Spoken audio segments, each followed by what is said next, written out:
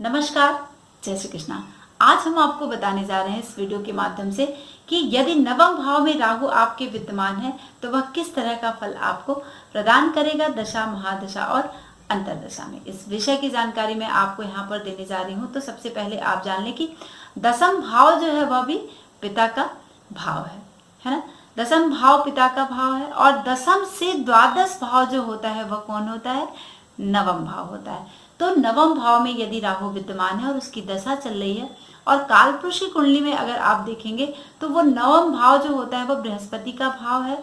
9 number की राशि वहां पर आती है और बृहस्पति और राहु का कॉम्बिनेशन और दशा, महादशा, अंतरदशा में इसका फल हमें किस तरह से प्राप्त होता है।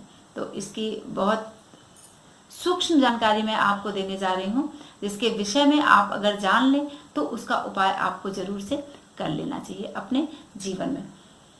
नवम भाव की यदि दशा चल रही है और नवमेश राहु ही है, राहु नवमेश यानी अगर राहु नवम में बैठा है तो उसको नवमेश भी मान लेंगे हम, और जो नंबर बैठा है उसको भी हम वहां पर मान लेंगे। लेकिन स्थिर जो भाव, स्थिर जो ग्रह है कालपुरुष की कुंडली से वह होता है बृहस्पति। बृहस्पति के साथ राहु का कॉम्बिनेशन क्या होता है? वह बहुत ही पॉजिटिव नहीं होता है, क्योंकि राहु मिथुन राशि में उच्च का हो जाता है।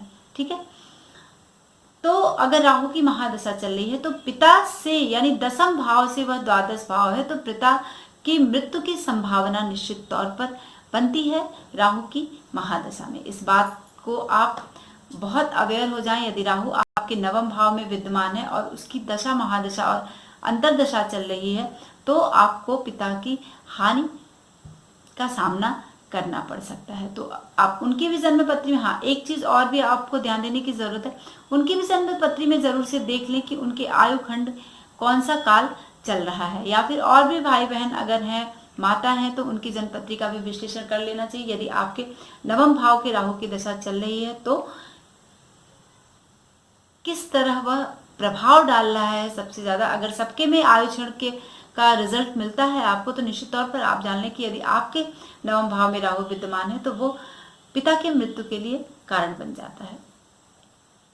भाई बंधु और संतान पक्ष को भी यहाँ पर दिक्कत आती है और इनके पक्ष को भी लेकर आपको ध्यान देने की जरूरत है। यदि आपका राहु नवम भाव में विद्यमान है और उसकी दशा चल रही होती है, आपको विदेश यात्रा की संभावना बनती है। इस तरह की कंडीशन क्रिएट होती है कि आपको विदेश जाने का शुभ अवसर मिल सके किसी भी कार्य के लिए, चाहे आप सेमिनार के उद्देश्य से जा रहे हैं या फिर आप अपने वर्क के उद्देश्य से जा रहे हैं या फिर किसी की शादी के उद्देश्य से आप विदेश भ्रमण के लिए जा रहे हैं या किसी प्रोजेक्ट में, किसी भी काम के लिए आप विदेश यात्रा की संभावनाएं नवम भाव के राहु की अगर चल रही है तो निश्चित तौर पर करवाता है।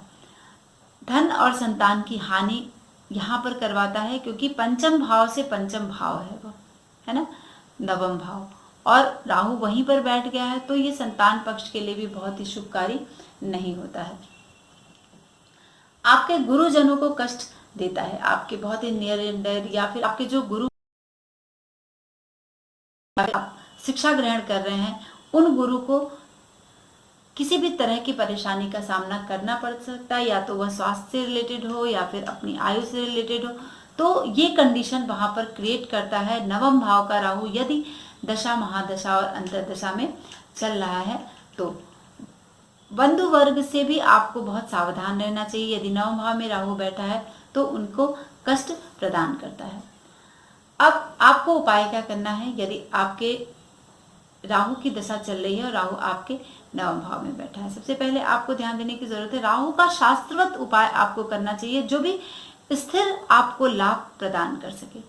रुद्र का पाठ निश्चित तौर पर करना चाहिए, तब जाकर राहु आपको बहुत ही रिलीफ प्रदान करता है, क्योंकि शिव आराधना से भी हमें उत्तम रिजल्ट मिलता है राहु को शांत करने के लिए। लेकिन सबसे पहले आप जान लें, किसी भी दशा की अगर हम बात करते हैं और उसकी दशा चल रही है तो उस ग्रह की शांति करने के बाद हमें कोई बड़ा अनुष्ठान इस तरह का करना चाहिए जिससे उस ग्रह से लाभ मिल सके। अब चलते हैं कि दशम भाव में यदि राहु आपके विद्यमान है तो किस तरह का रिजल्ट हमें राहु दशम भाव प्रदान करेगा। अब दशम भाव कुंडली से देखेंगे तो वहां पर शनि की का नंबर आता है, यानी मकर राशि का प्रभाव वहां पर आपको देखने के लिए मिलेगा और राहु वहीं पर दशम में विद्यमान है। तो हमको धार्मिक कार्यों की तरफ प्रेरित करता है। ठीक है, तो ये बात आपको बहुत दिमाग में बैठा लेना चाहिए कि यदि दशम भाव में राहु विद्यमान है आपकी जन्म पत्री में और उसकी दशा, महादशा और अंतर्दशा चल रही है, तो धार्मिक कार्यों की तरफ हमें बहुत तेजी से अग्रसर करता है।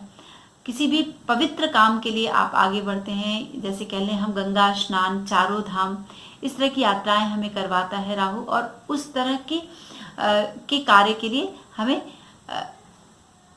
आगे बढ़ाता है। और हम, जैसे होता है ना कि जीवन का एक काल आता है और हम सोचते हैं, किसी भी उम्र की बात हम नहीं कर रहे हैं, आप 10 साल के हैं फिर भी आपको इस तरह की चीजें प्राप्त हो सकती हैं। आप 20 साल के हैं फिर भी आप जा सकते हैं धार्मिक यात्रा पर। आप 40 साल के हैं, 60 साल के हैं, 90 साल, तो आप धार्मिक यात्रा पर जा सकते हैं।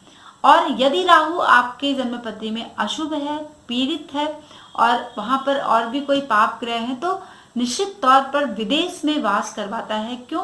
क्योंकि वह आपके चतुर्थ भाव से सप्तम भाव है।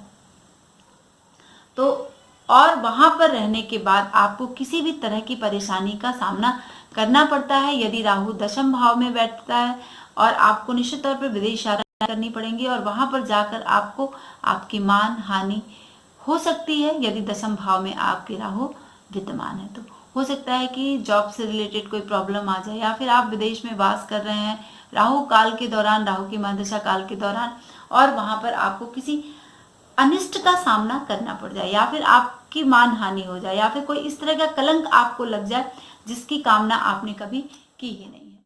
राहु, आज के लिए बस इतना ही। मिलते हैं नेक्स्ट वीडियो में नए विषय के साथ। नमस्कार, जय श्री कृष्ण।